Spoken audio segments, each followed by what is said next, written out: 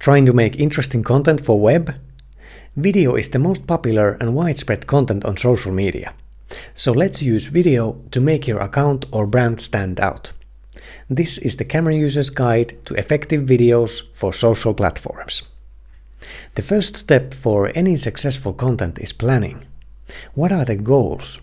What kind of emotions and information are you trying to get across to your audience? You also have to think about your target groups and what kind of content would be most effective for them. What should you make videos of then? My biggest tip is to show what makes you you. Make videos about the things you or your company are most enthusiastic about. If it interests you, the odds are there are many people that also find it interesting. If you already have done some successful content like blog posts, you could take those as an inspiration. Try to make something that stands out from the usual posts that everyone else has. Now, I know I said be different, but you can take influence from the pros. If you're just starting out and don't know where to start, you can look for what your successful rivals are doing and try to copy it with your personal twist. When you have a feel of what kind of content people like to watch, it's easy to provide it to them. Different videos work in different social platforms. An important thing to think about is the aspect ratio. It's recommended to use most of the screen real estate that the platform lets you. For YouTube, it's best to use normal 16:9 videos. On Instagram and Facebook feeds, you can have many different aspect ratios, but the biggest impact is on 4:5 videos. And on Instagram stories, you can only have vertical 9:16 video. As you see, these are very different formats and they will need different compositions.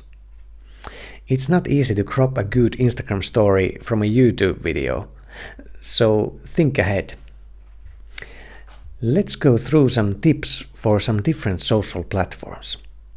YouTube is the second most popular search engine after Google, so like in Google, using the right keywords can make people find your content.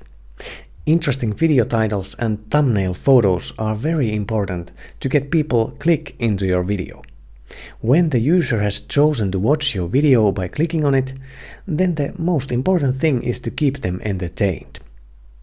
On the Instagram feed, the video length is limited to 60 seconds, and in stories you're limited to 15-second clips. People are bumping into your video without knowing what it is about, so the first few seconds are crucial to keep the viewers interested.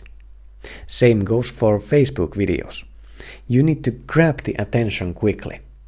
But Facebook also accepts long videos up to 240 minutes. To reach your goals with your videos, you should include a small call to action in the video. Tell your viewers what you would want them to do after watching your video. That can be, for example, visiting your web store, buying your products, or subscribing to see more of your content. Be different and exciting with your videos. That's easier said than done, but what it means is you need to make the viewer stop scrolling and in the first few seconds persuade them to keep watching the video. Professional quality helps with this. People have got used to expect quality, so take your time to make the content look its best. Most of the social media content is consumed with mobile devices, and because of that you have to assume that a big portion of your audience is watching your video muted. Often people are scrolling through their feeds when they are on public places, on a bus or at work, and they don't want to turn the sound on. If there is information like something spoken in the soundtrack, you should put subtitles on the video. YouTube and other video-only platforms are an exception to this rule. You can assume that people that come specifically to see videos are prepared to listen to the audio tracks as well. Social media users often watch videos muted, but that doesn't mean that the sound wouldn't matter. Bad audio with good visuals makes worse video than vice versa. Always make sure that there aren't loud distraction sounds going on in the background while recording sound. If you want speech in your video, it's crucial that the microphone is close to the speaker. Even a smartphone mic is good enough in most cases if you can get it close. You can, for example, hide a smartphone with a sound recording app right next to the speaker and then combine the audio and video in editing. And a better, easy option is a lav mic like this that you can hide in the clothing close to the sound source and connect straight to the camera or even your smartphone if you're filming with that. When you're done filming, you can start editing. Editing is very important for making your videos good. Even if your video is shot in one take, it's best to cut out any pieces that aren't essential and do some color correction. Even the basic free tools are good enough for most editing jobs. You can edit an entire feature film with a free application like iMovie. And you can even edit with your smartphone.